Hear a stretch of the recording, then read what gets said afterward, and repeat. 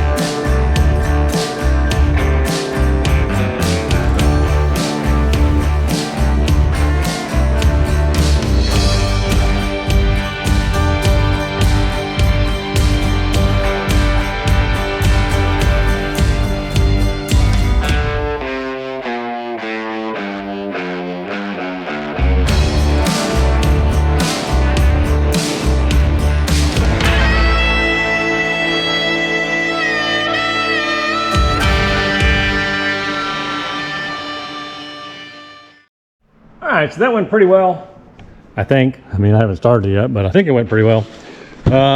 We got it in. I'm going to go underneath and tighten up that starter bolt and some other stuff I saw. And then I don't have the power steering hooked up, but everything's sealed. So I guess after that, I'll try to start her and run her, and then we can start timing it in. So that's kind of where I'm at. All right, well, let me tighten them bolts up because the starter wire does not need to be loose. Then we'll go from there. Excuse me. All right, so she fires up just fine and she runs fine. I mean, I'll show you, I guess. I don't know why I didn't show you the first time. Oh, I unhooked the battery, sorry. So she's not gonna start now. But but to idle decently, it's got to be smashed all the way up against this. So I think even though I did top dead center and all that, I think I could go one more tooth. So it'd be back, right? One more tooth back. So I need to adjust it back some so that I can get this thing to sit almost straight. So yeah, that's where I'm at with this. I must be a tooth off or something, or I'm going to run it a tooth off just to bring it so that I don't have to pull it so far. I mean, I can't go any further back, right? And to get the RPMs up where it needs to be, I mean, it's got to be right there, and it's just smashed up tight against that. I don't like that, number one, and then I don't know. So I think I'm going to pull it and go one tooth forward, and then try it again. What else can you do? All right, let me get busy. All right, so it's the next day and we're gonna get back on this thing. Yesterday was a crazy day. Our dog ended up going to the vet and it has parvo. It's crazy. So $1,800 later, she's on lockdown and quarantine for 3 days. We'll get her back, well, today's Thursday, we'll get her back maybe Friday evening or Saturday morning. So anyway, that sucks, poor Tank. No idea. I mean, no idea. And then, of course, after taking the dog to the vet and going through all that, had to come back and get the other dog just to get her current on that vaccine because she was a little late behind on it. She's had it, but she's just behind. So I ran her up there and did that. So I basically wasted well, I haven't wasted, but that took up the day. So at the end of that day, I was just like, I'm not even doing anything else. So I went inside and cleaned up and messed around in there. Anyway, so we're going to get back on this and...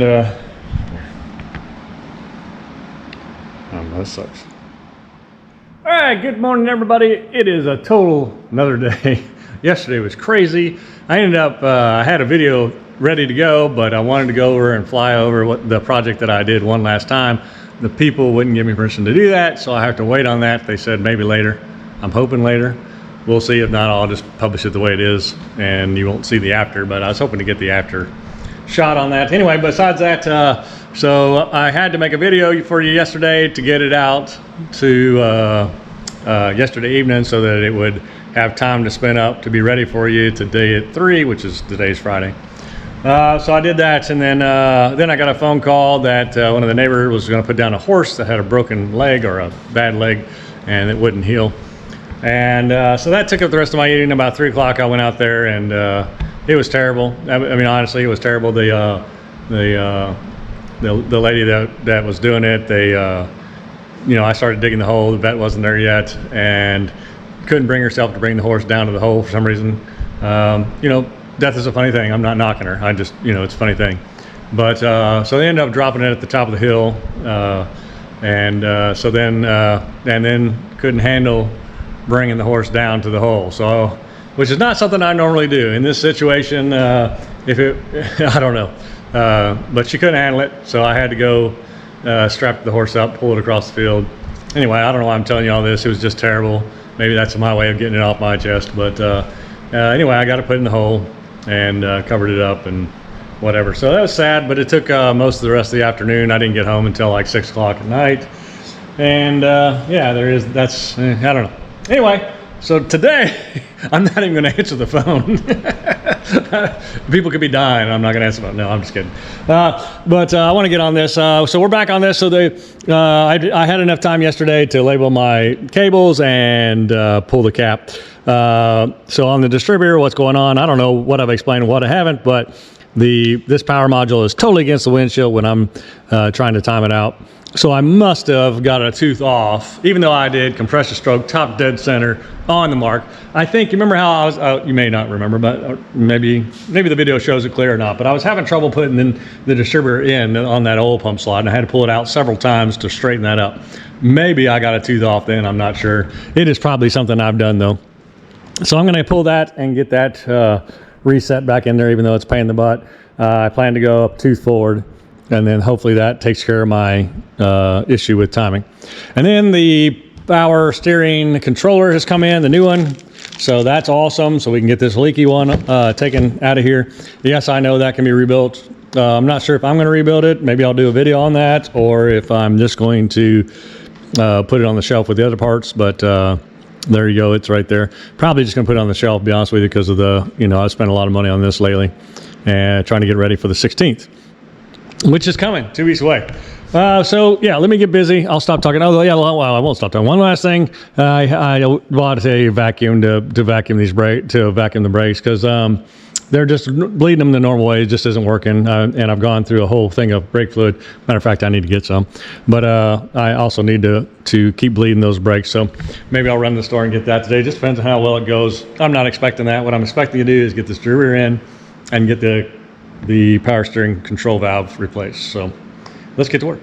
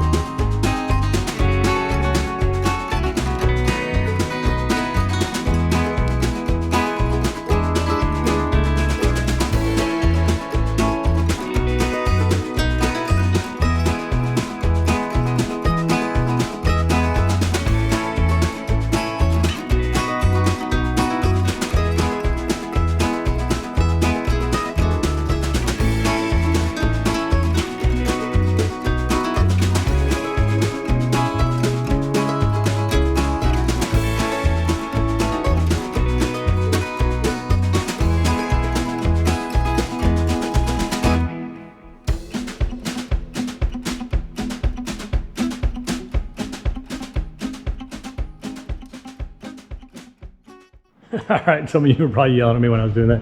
I went too far, and then I think I realized it. So I came back, got this, looked at where it was supposed to be, and then we put it back in there. Because I had moved it when I moved the motor. I was trying to get that thing to drop in without taking it out and doing the screwdriver thing.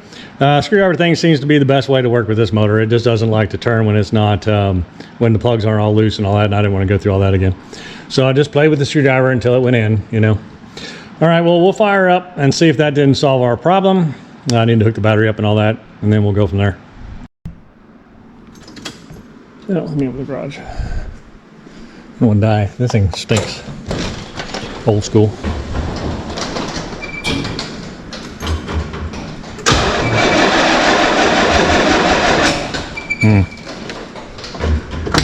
Not a good sign.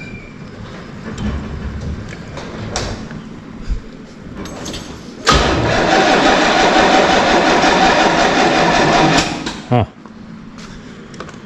It may not work.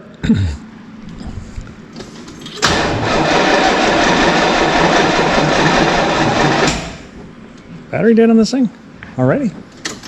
Alright, that was insane. I got it sitting in there and I got it sitting right, and it wouldn't start. And I pulled the cap, put it back on top dead center, checked again to make sure. I mean, it's sitting in there just like it's supposed to be, and making sure it's hitting that, and it is bang on. Tried to start it, wouldn't start. I don't know what was going on.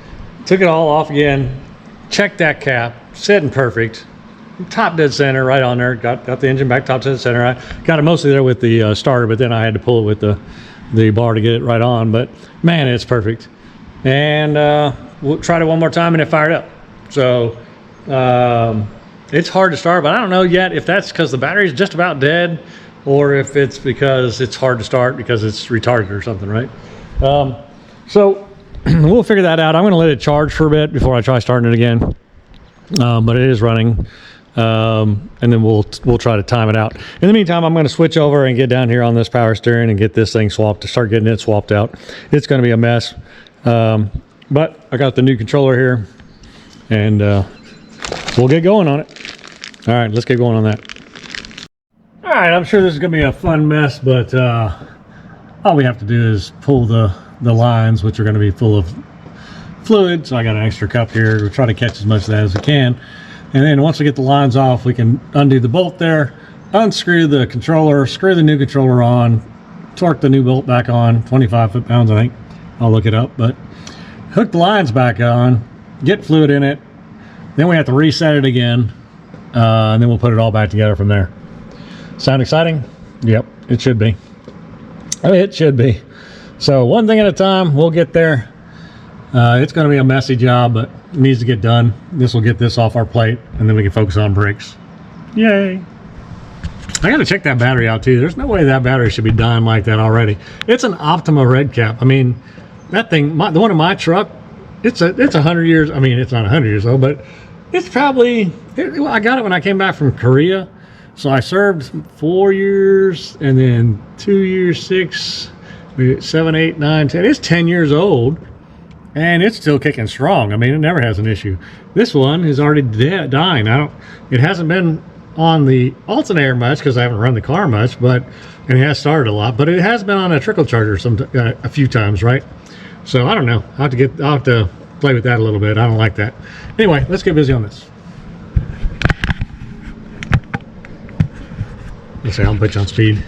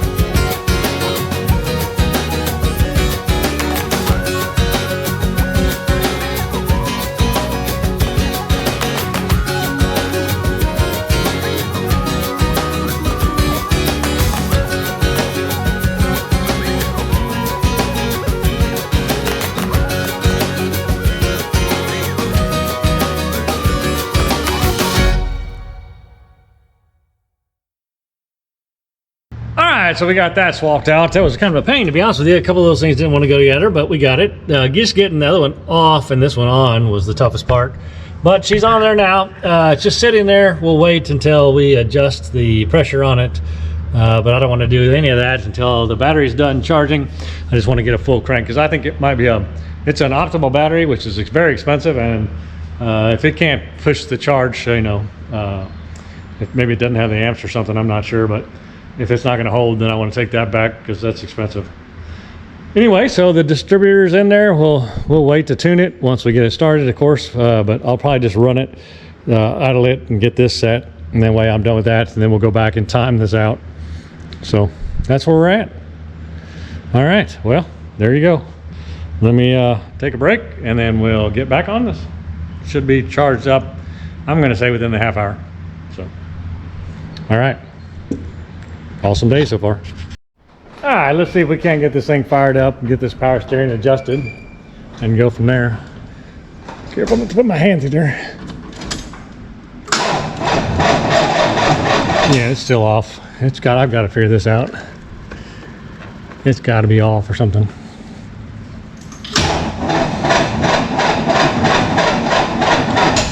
Yeah.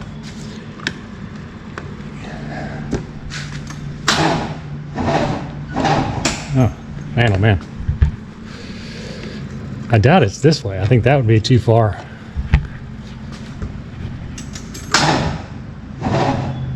Yep, okay. I'm not sure this battery's any good, honestly. All right, well, we won't be doing this till we get it started, so I'll get back at the end of it. All right, so I think the battery's just shot. I mean, it just is not charging for crap. So I'm gonna let it just sit for, I don't know, I guess this evening and see if it'll get charged up. I think it's toast. It's an Optimo though, that just pisses me off. They used to be really good. I mean, the one in that truck, like I said, is 10 years old.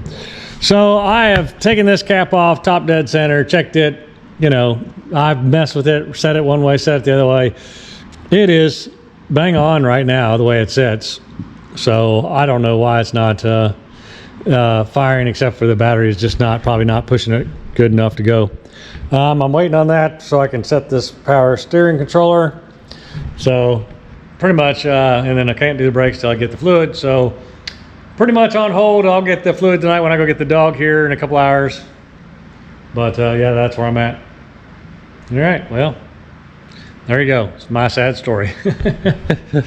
Hopefully we get it fired up though. If not, I guess I'll keep working at it until I do. All right, whew, man, you missed a whole day with me. I haven't been filming. I'll apologize up front for that, but it has been crazy. Car didn't want to start. Every time I hit the starter, it was sluggish and it would almost kill the battery. I mean, like I could get two turns on it and the battery would be zapped. Charge the batteries, whatever, do it again, same thing. I thought the Optima battery was shot because it's 1,000 cranking amps. I mean, it shouldn't have any problem starting this car. So I took that in and had them test it. They're good testers down, but basically those gel cell batteries, the Optimas, if they get below 10.5 volts, you have to charge them a different way. You have to daisy chain them with another battery and charge the one battery, and the daisy chain then charges that gel cell or whatever. So I had no idea about that. I thought the guy was full of crap until I came back and looked it up on the internet. Turns out he's right. That's the way you got to do it. Yeah, who knew? So yeah, 10.5 volts is the magic number. If it gets below that, you can't charge it with a regular charger. So anyway, so I left it down there with him. I thought that was the problem. I had another battery. I put it in. It did the exact same thing. I had put fuel in the carburetor though before I did that, and it fired right up. I mean, it fired right up. So I thought for sure the battery was the issue. However, that battery, when I shut it off and went to start it again, that battery was dead as well. So I charged that battery. It was a regular old fluid battery, so I could just charge it up. So I charged it up. And so obviously there's a problem in between the motor and the battery, which leads me to the starter. So I pulled the starter and I took it down, got a new one, and I told the guy several times it's manual, and got back here, tried to put it in, and he wouldn't fit. And obviously it was the automatic version of the starter. I hate when they do that, when they don't listen to you. Anyway, so I was going to take that back. My dad called. His car was screwing up, so he got here. We found out what was wrong with it. It's a huge job, basically pulling off the rear end of it. So I couldn't do that. I told him, I was like, man, I got to try to park it for now. So I took him to another town to where my sister lives, and we had my grandfather's old Buick in the backyard. Probably hasn't run in, I don't know, 7-8 months. Threw the battery that I was using for this in that, and it fired right up. I mean, those old Buicks, you can't kill them. So it looks like junk, but they're back on the road, and so that's good. We have that spare car laying around. So yeah, they're on the road. They're good. Got back to advanced and the starter back. Looked it up. Sure enough, as soon as he pulled up the screen, I was like, right here, bro, it says automatic. I need a manual. So we looked that up. And of course, they didn't have it in stock. So they've ordered it. It'll be in here on Monday. So I can do that on Monday. So I'm down to, I got to get that starter in there to get the motor running, to get the power steering set. And then once that's done, we're doing all those. I've been bleeding brakes with the vacuum pump all morning. The fronts are good. The backs still have air in them. So I'm kind of just letting it sit for a bit. But we're working on that. I think everything's set up here other than timing. I know it runs, so that's good. So I just need to dial it in. And yeah, I'm not going to put the air cleaner on there until that's done, because if I have to, then I'll tighten that distributor bolt a lot more. And then I think we're done in there. So what I'm going to work on now is I'm going to go ahead and put the hood on. I've got my wife on her way, supposedly. And so I'll start figuring all that on there, get the hinges on, get the latches on and all that stuff on the hood, and we'll go from there. So I'm going to put you on time lapse so you don't miss that too, because I just haven't been filming. I'm just trying to get it done, you know. And the camera really slows you down. So anyway, I'll get that time lapse going. Hopefully we'll get some good video, and we'll get this hood on. All right, you're all up to date now. All right, let me get this thing started.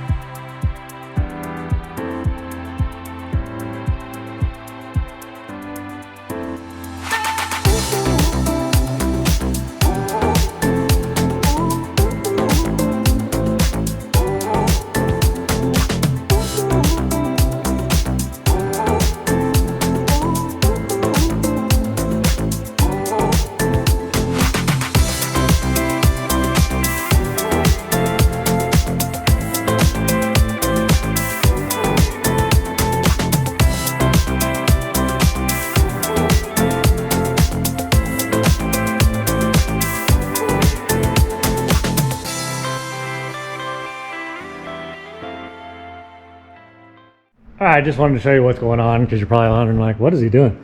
So this bracket here is touching, and this bracket right here is gapped, and I'm trying to get the dang thing to come that way, and there's no adjustment that way. So it's like when they did the body work or something, they pushed it way over or something. So I've routed that out one hole, trying to get it that direction or more, but it looks like I'm gonna have to do it even some more to get it to go over, there. So that's what I'm doing, if you're wondering. It's like when they put these in, they didn't put them in straight, or they did some kind of, and I'll tell you, the old part kind of gives you an idea.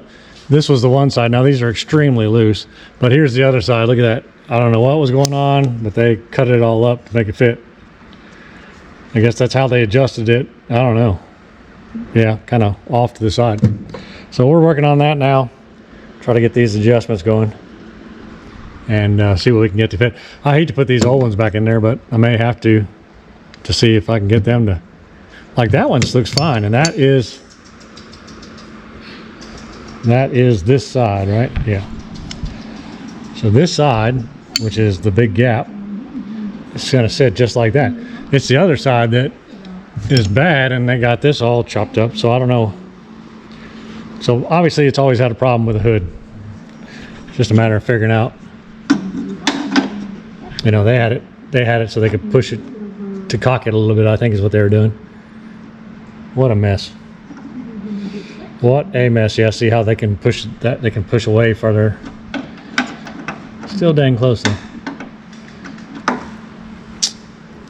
So there you go. That's what we're trying to get figured out right now. So I'm probably going to drill these another size up and these two so that I can push it over even more and get it to come this way. I mean, that's ridiculous. Look at that gap. No gap. All right, well, we'll keep at it.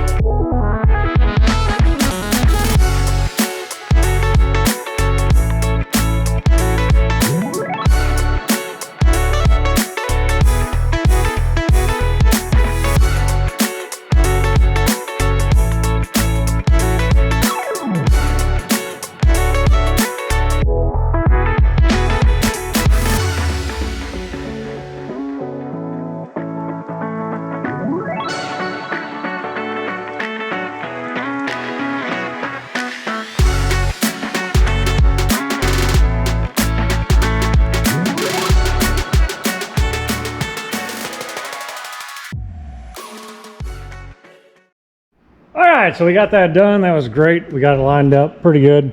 The hinge placement is definitely different where the hinges are, but they fit and the hood fits fine, so that's just the way they're going to sit.